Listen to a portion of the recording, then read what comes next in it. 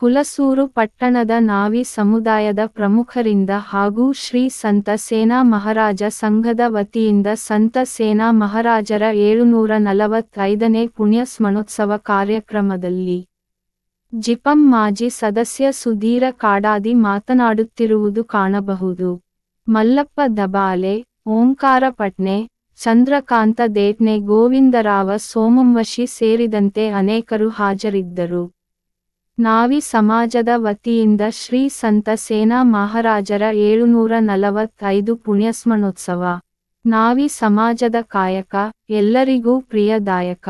ನಾವಿ ಸಮಾಜದ ಪ್ರಮುಖರಿಂದ ಶ್ರೀ ಸಂತ ಸೇನಾ ಮಹಾರಾಜರ ಪುಣ್ಯಸ್ಮರಣೋತ್ಸವ. ಎಲ್ಲ ಕಾಯಕಕ್ಕಿಂತಲೂ ಸವಿತಾ ಸಮಾಜದ ಕಾಯಕ ಶ್ರೇಷ್ಠವಾಗಿದೆ. ನಾವಿ ಸಮಾಜದ ಕಾಯಕ ಎಲ್ಲರಿಗೂ ಪ್ರಿಯದಾಯಕವಾಗಿದೆ ಎಂದು ಪಟ್ಟಣದ ಹಿರಿಯ ಜೀವಿ, ಮಾಜಿ ಜಿಲ್ಲಾ ಪಂಚಾಯತ್ ಸದಸ್ಯ ಮಲ್ಲಪ್ಪ ದಬಾಲೆ ಹೇಳಿದರು. ನಾವಿ ಸಮುದಾಯದ ಪ್ರಮುಖರಿಂದ ಹಾಗೂ ಶ್ರೀ ಸಂತ ಸೇನಾ ಮಹಾರಾಜ ಸಂಘದ ವತಿಯಿಂದ ಶುಕ್ರವಾರ ಸಂತ ಸೇನಾ ಮಹಾರಾಜರ 745ನೇ ಪುಣ್ಯ ಸ್ಮರಣೋತ್ಸವ ಕಾರ್ಯಕ್ರಮದಲ್ಲಿ ಭಾಗವಹಿಸಿ ಮಾತನಾಡಿದರು. ಸವಿತಾ ಸಮಾಜದವರು 21ನೇ ಶತಮಾನದಲ್ಲೂ ವಿಶ್ವಗುರು ಬಸವಣ್ಣನವರ ಕಾಯಕ ತತ್ವ ಪಾಲಿಸಿ ಇತರರಿಗೆ ಮಾದರಿ ಆಗಿದ್ದಾರೆ. ಸವಿತಾ ಸಮಾಜ ನೈಜ ಕಾಯಕ ವರ್ಗವಾಗಿದ್ದು, ಕಾಯಕದಲ್ಲಿ ಕೈಲಾಸ ಕಾಣುವ ಶ್ರಮಜೀವಿ ಆಗಿದ್ದಾರೆ ಎಂದರು. ಶ್ರಮಿಕರು ತಮ್ಮ ಕಾಯಕದೊಂದಿಗೆ ಧಾರ್ಮಿಕ ಕಾರ್ಯಕ್ರಮದಲ್ಲಿ ಭಾಗವಹಿಸುವುದರಿಂದ ಜ್ಞಾನ ವೃದ್ಧಿ ಆಗುತ್ತದೆ. ತಮ್ಮ ಮಕ್ಕಳಿಗೆ ಒಳ್ಳೆ ಶಿಕ್ಷಣದ ಜೊತೆಗೆ ಉತ್ತಮ ಸಂಸ್ಕಾರ ನೀಡಿ ಸಮಾಜದಲ್ಲಿ ಉನ್ನತ ಸ್ಥಾನಕ್ಕೆ ಹೋಗಲು ಪ್ರೇರಣೆ ನೀಡಬೇಕು ಎಂದು ಹೇಳಿದರು. ಜಿಲ್ಲಾ ಪಂಚಾಯಿತಿ ಮಾಜಿ ಸದಸ್ಯ ಸುಧೀರ ಕಾಡಾದಿ ಮಾತನಾಡಿ, ಮನುಷ್ಯ ಎಷ್ಟೇ ಎತ್ತರಕ್ಕೆ ಬೆಳೆದರೂ ತನ್ನ ವೃತ್ತಿ ಬಿಡಬಾರದು. ಯಾವುದೇ ವೃತ್ತಿ ಕೀಳಲ್ಲ. ಕಾಯಕದಲ್ಲಿ ಶ್ರೇಷ್ಠತೆ ಕಾಣಬೇಕಾದರೆ ಶ್ರದ್ಧೆ, ಪ್ರಾಮಾಣಿಕತೆ ಇರಬೇಕು ಎಂದು ಹೇಳಿದರು.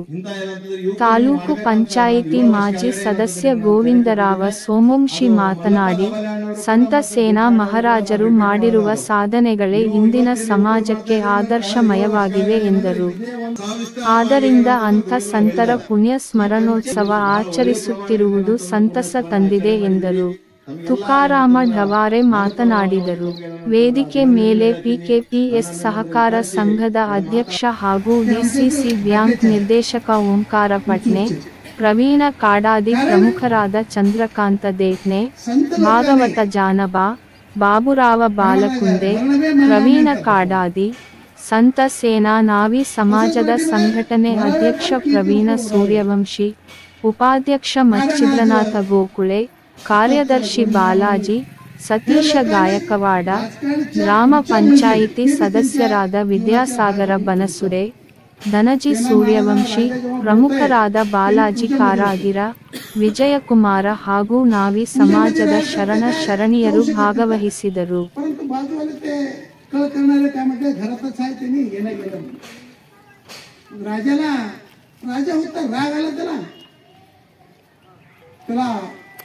असं करा तुम्ही, आता त्याला घेऊन या. मग त्याला तो एवढं दूध घ्यायला त्याला बोवायला.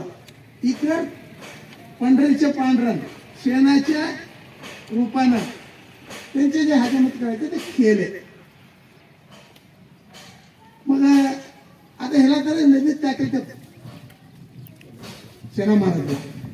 मग ते हजामत करताना काय झालं, तुमच्या ते वाटीला ते वाटीमध्ये राजाला काय दिसलं, पंढरीचं पान. तर राजा म्हटला की मला काय म्हणलं, माझ्या तर गाडी आणि शेणा करलं, तुमचं पंढरण कसं आलं. परेशान होऊन राजा काय मौल्यले शब्द या ठिकाणी सांगितले की बांधवगड पासून मध्य प्रदेशामधून पूर्ण देशामध्ये जवळपास गुजरात मधून त्यांनी डायरेक्ट कुठे गेले, महाराष्ट्र आले. महाराष्ट्र वेळा जो माणूस असतो त्या स्वतःच्या ध्येय वेड्या माणसानं स्वतःच्या हिमतीवर जे सत्य आहे, आता सांगितलं सोमोई साहेबांनी की सत्य हे सत्यच असतं, पण सत्याचा विजय उशिरा होतो. त्यांनी खूप मोठा संदेश दिलाय. आणि आज जे देशामध्ये घटना घडत आहेत, आणि त्यावेळेसचा संत सेना महाराजांचा संदेश मी या ठिकाणी सांगतो की संत सेना महाराज त्यावेळेस म्हणायचे की परस्त्री माते समान. आज काय चाललंय? अन्याय अत्याचार, महिलांना सुरक्षा नाही, मुलींना सुरक्षा नाही, विद्यार्थ्याला सुरक्षा नाही, शेतकऱ्याला सुरक्षा नाही, शिकून बेकार आहे त्याला सुरक्षा नाही. तर त्यावेळेचा संत सांगतो की परस्त्री माते समान. आणि समाजामध्ये परिवर्तन करण्यासाठी स्वतःच्या समाजाला खूप मोठे संदेश दिले. आता सांगितलं दाभाडे साहेबांनी की दाढी करण्यासाठी सुद्धा देव त्या ठिकाणी त्यांच्या रूपानं सादर, राजाची दाढी करण्यासाठी सादर झाला. म्हणजे किती ताकदवान तो माणूस होता. त्या माणसामध्ये काय होतं? भक्ती होती, परंतु अंधश्रद्धा नव्हती साहेब. भक्तीचा वेगळा होता. संतांचं आंदोलन बहुजनांच्या मुक्तीचं होतं, भक्तीचं नव्हतं. हे उद्देशपूर्वक या ठिकाणी सांगतो. बसवनाची क्रांती जी आहे ते मुक्तीची आहे. त्याच हेतून आपण जर चालवायचं असेल तर सर्वांनी एकमेकाचा रिस्पेक्ट केला पाहिजे.